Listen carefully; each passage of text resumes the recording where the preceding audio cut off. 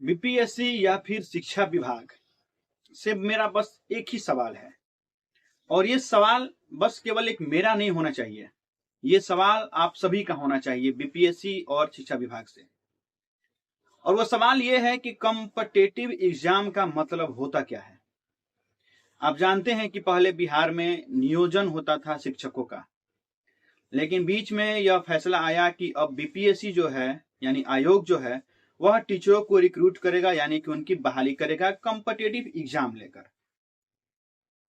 Comparative exam में ये अनिवार्यता की गई कि आपका एक पेपर लैंग्वेज का होगा जिसमें आपको क्वालिफाई करना जरूरी है, नेसेसरी है। दलील दी गई कि जब आप हिंदी और इंग्लिश का आपको मामूली ज्ञान नहीं होगा तो फिर आप क्वालिटी टीचर कैसे बन पाएंगे। दूसरा था कि आपका दूसरा मेन पेपर होना था जिसमें आपको क्वालिफाई करना था, यानी उसी पे आपका मेरिट बनता। अब सवाल ये पैदा होता है कि जब आपने कंपैरेटिव एग्जाम लेने का फैसला किया और आपने ये भी बांट दिया कि आपका दो पेपर होगा, एक लैंग्वेज का और एक मेन पेपर, लड़के तैयार हो गए, चलिए हम एग्जाम देंगे। वो भी आनंद फानंद में बहुत जल्दी एग्जाम लिया गया और लड़के फिर भी तैयार हुए कि एग्जाम हम देंगे, कॉम्पिटिटिव एग्जाम देंगे। अब एक आप बात सोचिए कि कॉम्पिटिटिव एग्जाम में पॉइंट नंबर के लिए भी लाखों लाख लड़के जो है वो आगे पीछे हो जाते हैं, मेरिट से वंचित हो जाते हैं। तो ऐसे में जो प्रेशर झेल पाते हैं जो अभ्यर्थी कॉम्पिटिटिव एग्जाम का, और प्रेशर झेलने का मतलब ये होता है कि जब आप एग्जाम हॉल में जाते हैं तो जब आपके सामने ओएमआर सीट आता है और क्वेश्चन पेपर आता है तो एक एक छोटी छोटी चीज का भी प्रेशर आपके दिमाग पर होता है, और वो उस प्रेशर से जो अभ्यर्थी बाहर निकल जाता है और उसमें अच्छा प्रदर्शन करता है वही तो होता है क्वालिटी वाला अभ्यर्थी।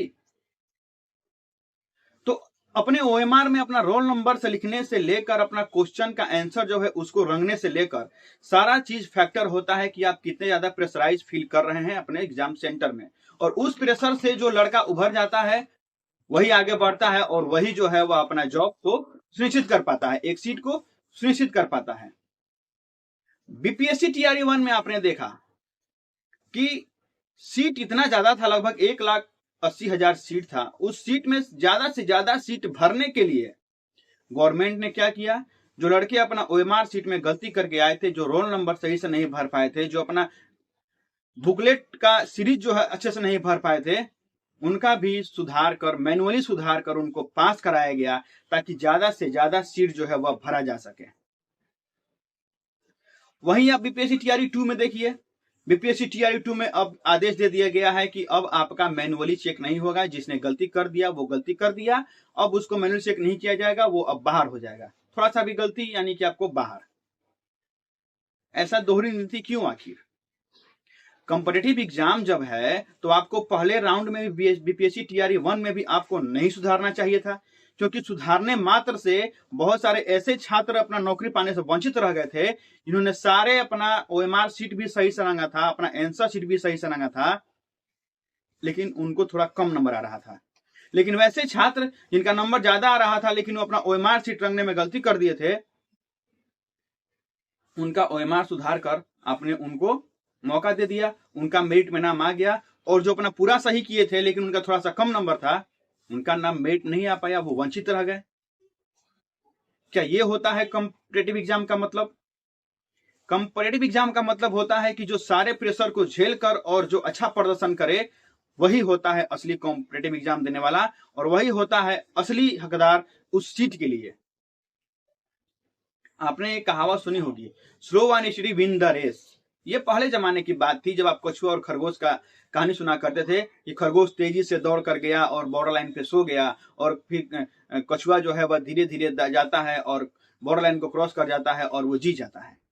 आजकल वैसा नहीं होता है।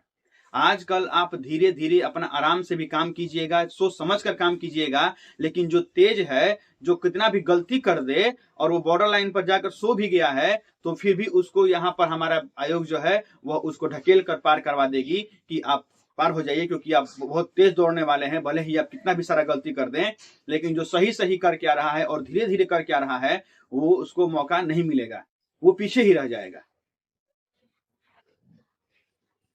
अभी देखिए कल के दिनांक में भी एक नोटिस जारी किया गया है कि जो लैंग्वेज पेपर में अब जो 6 to 12 का जो पेपर है उसमें लैंग्वेज पेपर जो है वो क्वालिफाइंग नेचर का नहीं रहेगा, मतलब कि आप उसमें 0 भी कर रहे हैं तो आप पास हैं।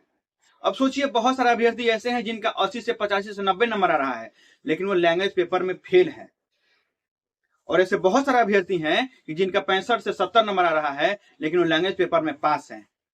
तो वैसे अभ्यर्थी तो अपना होप लगाए बैठे थे ना कि चलो मेरा कम नंबर ही है लेकिन मैं लैंग्वेज पेपर में पास हूं तो मेरा मेरिट में नाम आ सकता है।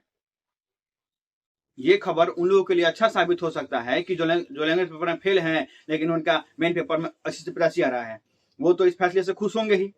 लेकिन सोचिए कि वो अभ्यर्थी के साथ नाइंसाफी हुआ कि नहीं, कि जो बॉर्डर लाइन पे है अपना लेकिन वो क्वालिफाइंग पेपर में पास है, लैंग्वेज पेपर में पास है, लेकिन फिर भी वो मेरिट में नाम उसका नहीं आ पाएगा। किस लिए? तो बस एक विभाग अपनी गलती को छुपाने के लिए एक नोटिस जारी कर देता है कि अब 6 to 12 के लिए लैंग्वेज पेपर जो है वो अनिवार्य नहीं रहा। और गलती क्या कि उर्दू और बांग्ला का पेपर जो हुआ था उसमें उर्दू और बांग्ला वाले को उनका लैंग्वेज पेपर नहीं दिया गया था। इस गलती को केवल छुपाने के लिए 6 to 12 के लैंग्वेज पेपर को अनिवार्य जो है वह खत्म कर दिया गया। अब आप सोच सकते हैं कि विभाग अपनी गलती को छुपाने के लिए कितने सारे अभ्यर्थियों के भविष्य के साथ खिलवाड़ कर रही है। मौका एक ही नहीं मिलता है, एक ही मौका मिलता है कि हम पास करके अपना जीवन को सुधार सके, हम वैकेंसी में अपना जो एक सीट है उसको हम रिजर्व कर सकें। उसी एक मौके के लिए बहुत सारे लोग गलती कर जाते हैं और बहुत सारे लोग अपना दिमाग को एकाग्र करके और उस मौके का फायदा उठाते हैं। लेकिन यहाँ पर तो अपने दिमाग को एकाग्र करके या फिर जल्दीबाजी करके कोई मतलब ही नहीं रह गया। आप कितनी भी सारी गलती कर दीजिए, आयोग आपको आपकी गलती को माफ कर देगा, आपको पास करवा देगा। और वो लड़का कि जो कोई गलती नहीं किया है लेकिन उसका बस यही केवल एक कमजोरी है कि वो बॉर्डर लाइन पे है, वो थोड़ा कम नंबर आया है, तो उसको आयोग बाहर कर देगा। तो ये आजकल यही चल रहा है बिहार में बहाली के नाम पर कि जल्दीबाजी में नौकरी देने के नाम पर बहुत सारे लोगों को बिना मतलब का मौका दे दिया जाए, चाहे वो बीएड फेल हो, चाहे सीटेट फेल हो, चाहे डीलेड फेल हो, उन सारे को मौका दे दिया जाए, उनका रिजल्ट दे दिया जाए, उनको स्कूल आवंटित कर दिया जाए, भले ही बाद में वो रिजाइन दे। और एक वो छात्र जो वास्तव में कुछ जानता है, वो सारे क्वालिफाइंग पेपर पास कर रहा है, सारे पेपर में वो पास कर रहा है, बॉर्डर लाइन पे है, लेकिन उनको हम मौका नहीं दें। तो आप क्या सोचते हैं हमारे इस बिहार के प्रक्रिया जो चल रही है, बाहरी प्रक्रिया, उसके बारे में कमेंट बॉक्स अपना जरूर दीजिएगा। और हम आवाज उठाते रहेंगे, गलती होगा तो उसकी आवाज हम उठाएंगे ही, और आवाज उठाने के लिए आप लोग का साथ भी चाहिए। तो कमेंट बॉक्स में कमेंट करके और लाइक बटन दबाकर अपना आप लोग समर्थन जरूर दें अगर मैं सही बोल रहा हूं तो, वरना सब तो चल ही रहा है बिहार में, चल रहा है वैसे चलने दीजिए, कोई दिक्कत नहीं है। मिलेंगे अगले अंक में, तब तक के लिए धन्यवाद।